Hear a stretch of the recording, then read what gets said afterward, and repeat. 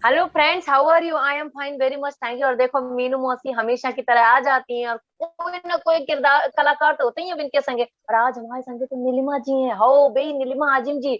नीलिमा जी, सास बहू और बेटियां में आपका बहुत ही स्वागत है। थैंक यू, बहुत बहुत शुक्रिया। बड़ा मजा आ रहा है, आपको देख के लुत्फ आ रहा है। और जब बताओ, कैसे हो? सब ठीक ठाक? बस आपकी दुआएं हैं, बढ़िया है, चंगा है। हमारे हमने देखो द इलीगल को ट्रेलर, हमें बहुत ही अच्छे लगो। एक माँ के रूप में अब क्या बताएं, मतलब जो माँ पे गुजरते वो तो हम तो जान ही सकते हैं, उनको बेटा विदेश में है। तो पहले तो हम दर्शकों को बता दें कि द इलीगल जो पिक्चर है वो अमेजन में आ चुकी है। और उस पिक्चर में जे माँ का किरदार निभा रही है नीलिमा जी। तो आज नीलिमा जी हमको बताएंगे अपने किरदार के बारे में, क्या है आपका किरदार उस फिल्म में। देखिए, ऐसा है कि आपकी बातें तो इतनी दिलचस्प हैं कि मैं बोर करने चली आ रही हूँ, क्योंकि किरदार जो है वो जरा सा अफसोसनाक है, थोड़ा सा गहरा है और उसमें कुछ गम भी छुपा हुआ है। हालांकि बहुत ही पॉजिटिव औरत है, बड़ी मोहब्बत से भरी हुई औरत है, अपने बच्चों से बेहद बेहद प्यार करती है। शौहर के साथ भी बड़े अच्छा उसका एक रिश्ता है, दोस्ती है। और सपोर्टिव औरत है, घरेलू औरत है। लेकिन ये के साथ साथ उसको उसकी जो खास उसका जो दिल है और रूह है, वो अपने बेटे से जुड़ा हुआ है। और वो अपने बेटे को बहुत अच्छी तरह समझती है और चाहती है कि उसे उसकी उसकी उसके ख्वाब पूरे हों और उसे भरपूर खुशियां मिलें। और उसके लिए वो उसको सपोर्ट करती है।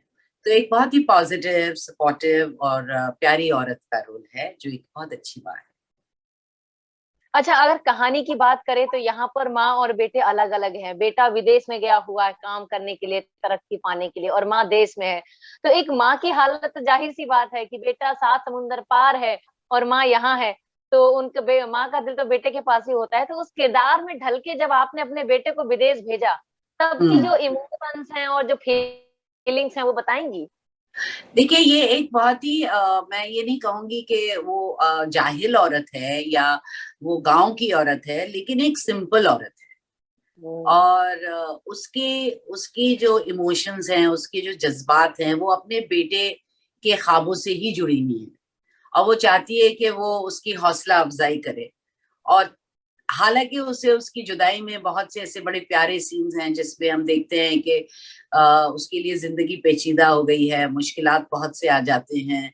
बहुत स्ट्रगल उसकी अकेली हो जाती है, उसको बेटे की बहुत जरूरत है।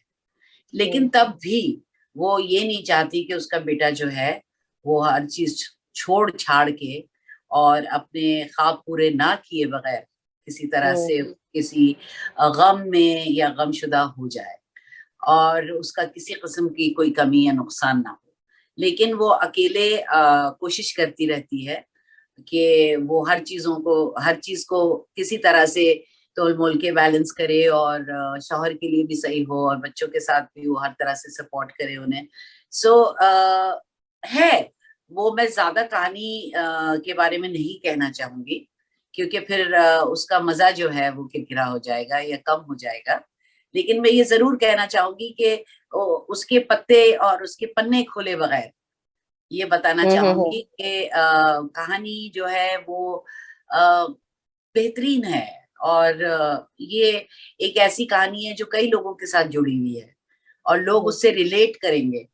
और किस तरह से तकलीफें उठानी पड़ती हैं अगर इस तरह का कदम उठाया जाए और अकेले जाया जाए एक यंग लड़के के। और इससे ज्यादा मैं नहीं बताऊंगी, क्योंकि फिर उसकी जो नरेटिव है, जो कहानी का हम्म। नरेटिव है, वो अपने आप में ही बड़ा, मतलब जिसे कहते हैं कहानी के, जो मैंने कहा था पन्ने खुलते हैं और फिर ये होता है, उस तरह की कहानी नहीं है जिसके बारे में आप बहुत ज्यादा बताते सही बात है। लेकिन जैसा कि आपने कहा कि जो माँ की ममता है, जो माँ का प्यार है, जो माँ का दिल का दर्द है, जो दुख है, वो अपने बेटे को बयां नहीं कर पाती है क्योंकि वो उसकी खुशियां चाहती है।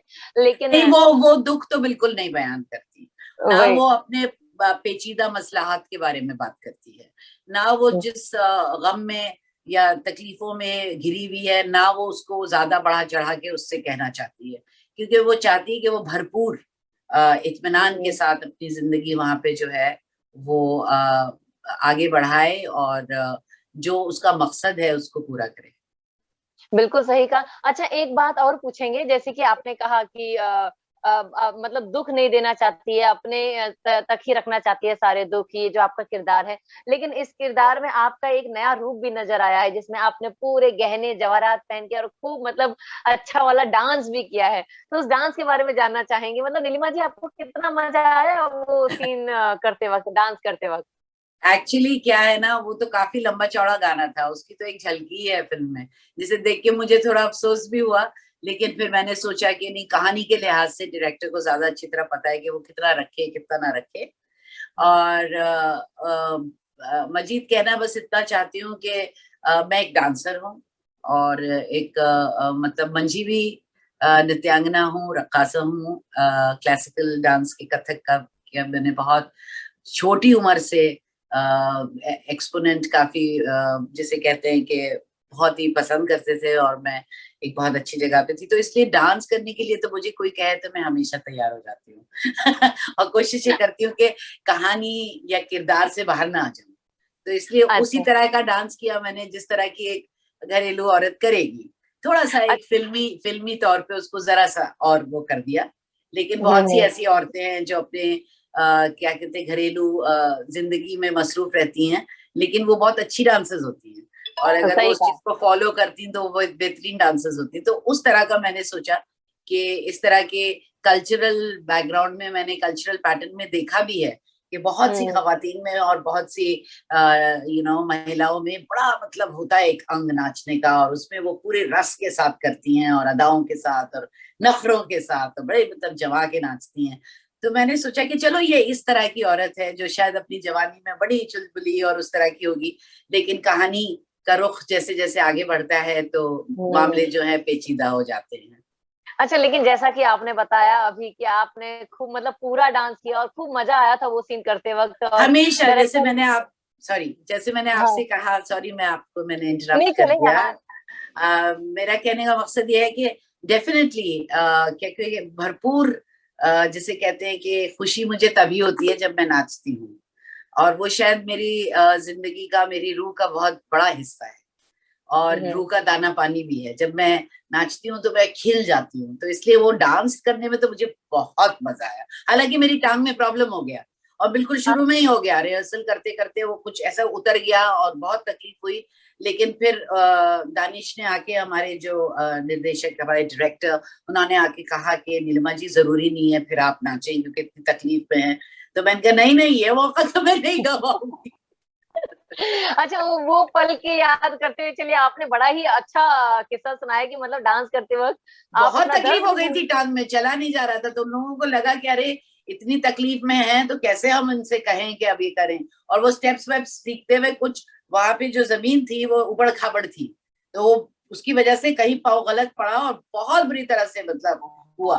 लेकिन मैंने कहा नहीं, अब चाहे मैं इस टांग को बचाते बचाते, क्योंकि मैं एक डांसर हूँ तो मुझे टेक्निकली मालूम है कि उसको कैसे बचाते बचाते हैंडल। भी किया जा सकता है, ऊपर ऊपर हाँ। से, और दूसरे हाँ। पाँव से पूरे टांग से लेके उसका बैलेंस करके कर दिया मैंने। अच्छा ठीक है, चले ये तो डांस का इमोशंस था, जब भी डांस नाम आता है तो चेहरे पे स्माइल आती है, जैसे कि अभी आ गई। लेकिन और जैसा कि ये पिक्चर है थोड़ी इमोशनल मूवी है, इसमें थोड़ा दुख भी है, थोड़ी खुशी भी हाँ, है, और संजीदा परिवार फिल्म का। है। हाँ। बिल्कुल। तो वो ऑफ कैमरा बारे में जानना चाहेंगे। देखिए इस फिल्म भले ही बहुत इमोशनल रही हो, लेकिन ऑफ कैमरा आप लोग का जो मिजाज, जो अंदाज, जो मजाक मस्ती, उसके बारे में जानना चाहेंगे। इसके बारे में मैं आपको थोड़ा सा बताती हूँ कि ऐसा हुआ था कि जब दानिश मेरे पास आए थे इस फिल्म को लेके, तो बड़ा मजाकिया भी है और बचकाना भी है, लेकिन स्वीट है, मेरे ख्याल में अच्छा। स्वीट है। तो वो आए थे तो उन्होंने मुझसे कहा कि ऐसे ऐसे है, मैं एक फिल्म बनाने जा रहा हूँ, ये इंडिपेंडेंट फिल्म है, इसमें ये है, इसमें वो है। मैंने सब सुनती रही। फिर उन्होंने कहा कि ये कश्मीर में शूट होगी, और मैंने कहानी सुने बगैर हाँ कर दी। अच्छा, कश्मीर का नाम सुनते के साथ ही। क्योंकि रूह का बड़ा लेना देना कश्मीर से भी है मेरा। तो जैसे आपको मैं रक्स के बारे में बता रही थी, नृत्य के बारे में बता रही थी, वैसे ही मेरा कश्मीर से भी एक अजीब किस्म का वास्ता है। और मुझे वहां जाती हूँ तो मुझे ऐसा लगता है कि ये सरजमीन कुछ मुझसे कह रही है, जैसे कि मेरा इससे बहुत गहरा नाता है। और वहां जाके मैं बहुत अपनापन और एक अजीब किस्म की रूहानी कैफियत में मुब्तला हो जाती हूँ। तो इसलिए मैंने, जब उन्होंने मुझे बताया कि कश्मीर में शूटिंग है, और हम तो कश्मीर को गए हुए कितने मतलब सभी तरसे हुए हैं, कश्मीर गए हुए लोगों ने। हाँ, तो जैसे ही मैंने ये सुना तो मैंने कहा देखो दानिश 75% तो यहाँ हो गई है, और 25% मंजीत तुम्हारे इज्जत अफजाई करने के लिए मैं सुन लेती हूँ, लेकिन मैं करूंगी। चलिए, मतलब इस फिल्म में तो एक माँ का रूप नजर आया, और ऑफ स्क्रीन जो मस्ती हुई, जिस खुशी से आप कश्मीर जाके आपने पूरा शूट किया, वो तो पता चला। वो शूट किया, और इस एक ऐसे टीम के साथ, यूनिट के साथ या दोस्तों के साथ एक बहुत खूबसूरत एक जैसे कहते हैं रिश्ते जुड़ गए। और बिल्कुल सही। हाँ, वैसे तो हर जगह हर मॉल में मैं चाहती हूँ, और हमेशा मेरी कोशिश भी जारी रहती है, और ऐसा होता भी है। ज्यादातर के रिश्ते मेरे अच्छे जुड़ते ही हैं जहां मैं काम करती हूँ, लेकिन यहाँ बड़ा स्पेशल था। मतलब दानिश के साथ, अंजोनियो के साथ, नीलोफर के साथ, और भी बाकी जो उसमें किरदार निभा रहे थे, उनके साथ एक जिंदगी भर का जिसे कहते हैं नाता, और गहरा नाता बन गया। गहरा नाता। हम एक दूसरे से मिलते हैं, एक दूसरे के साथ रहते हैं, वो लोग आते हैं तो हमारे पास आते हैं, और हम लोग खाने वाने साथ में खाते हैं, खूब गुफ्तगू होती है, खूब बातें होती हैं, और एक दूसरे की जिंदगी के बारे में जानना चाहते हैं, और फिर उसको पूरी तरह से जिसे कहते हैं इनकरेज करना, इन्वॉल्व होना, वो सब हो गया। तो it's become like a family. वैसे तो कहा जाता है अक्सर लोग जो हैं वो इस बात को सुनते हैं time and again, everybody hears कि हाँ बड़ी दोस्ती थी और फलाना था, but truly intrinsically we were very close, and we still are, and I hope that we will be forever.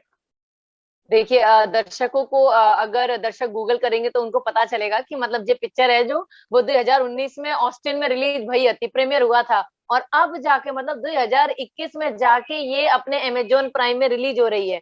तो इसके बारे में जानना चाहेंगे, मतलब इतना लंबा समय लगा दिया भैया, इतनी बढ़िया पिक्चर है में।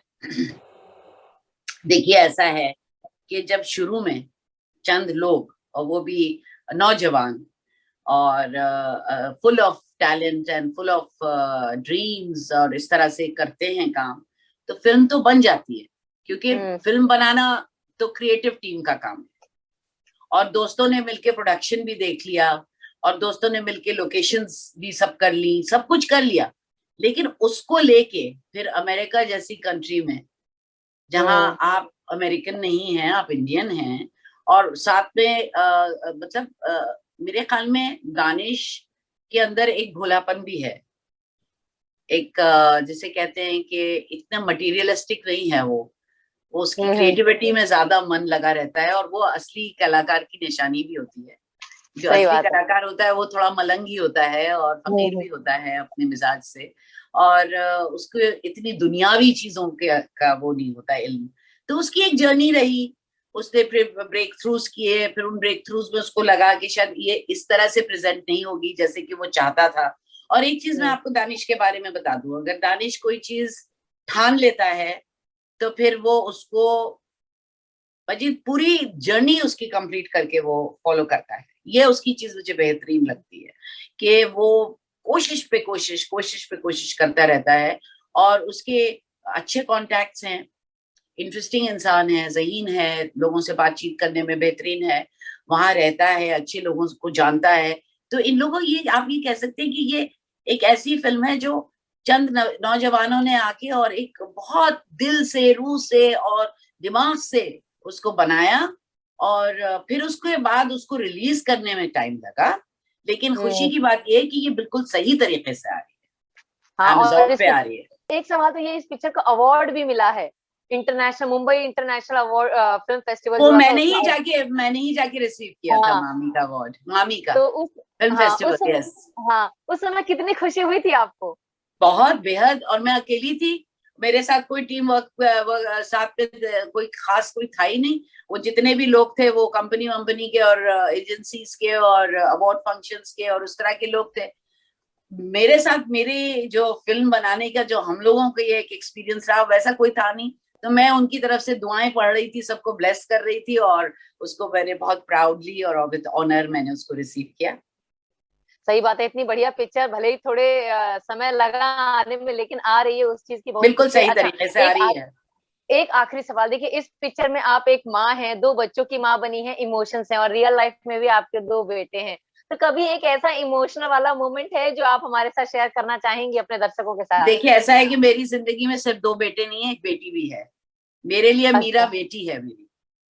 अच्छा, हाँ मम्मी, हाँ बहू भी बेटी समान होती है, बहू तो है क्या लेकिन कहेंगे? वो बेटी नुमा बहू है। हाँ, तो क्या कहेंगे, मतलब तीनों के साथ मतलब कोई एक ऐसा इमोशनल समय आया हो जब आप तीनों मिलकर मतलब। बिल्कुल, बिल्कुल। और सूरज तो हम हमारे साथ था ही नहीं, उसने तो हमारे साथ काम नहीं किया, तो उससे तो जान हम्म। पहचान जरा दूरियां हैं, इतना एक दूसरे के वक्त नहीं। मगर हाँ, श्वेता के साथ मेरा बहुत अच्छा वक्त गुजरा। और मैं तो ये कहूंगी कि पूरी टीम ही इतनी अच्छी थी कि चाहे वो टेक्निकल हो, चाहे वो क्रिएटिव हो, चाहे वो एक्टर्स हो एक दूसरे के मिलके, चाहे वो दानिश के साथ, हमारे डायरेक्टर के साथ, बहुत बहुत लुत्फ आया, बहुत प्यार से काम हुआ, बहुत अच्छी तरह से। और मुझे बहुत खुशी है कि मैंने आदिल के साथ काम किया इस फिल्म में, और श्वेता के साथ काम किया, बहुत खुशी है। और सूरज से भी बड़ी दूरी से उसकी, सूरज के वो सीखने की एक वो एहसास होता रहता था कि हाँ, वहां से वो किरणें आ रही हैं। सही बात है। जैसा नाम वैसे रसिया, सही उसकी बात है, देखिए आपसे एहसास बात था। कर, आपसे बात करके सच में बहुत मजा आ रहा है, और ऐसा लग रहा है कि और बात करें, लेकिन अब क्या करें, समय की पाबंदी है। अब तो कहाँ अब करें दैया, जाना तो पड़ेगा। ऊपर है ही आओ। तो अभय के लिए तो हम विदाई ले रहे हैं, लेकिन उम्मीद करते हैं फिर जल्द से जल्द मुलाकात हो और आमने सामने बैठ के खूब सारी बातें करें। हाँ, जरूर जरूर। चलिए, बहुत आप बहुत ऑल द धन्यवाद। बेस्ट टू यू, खुश रहिए, बहुत बहुत धन्यवाद। खूब अच्छे रहिए, बाय। Thank you, bye.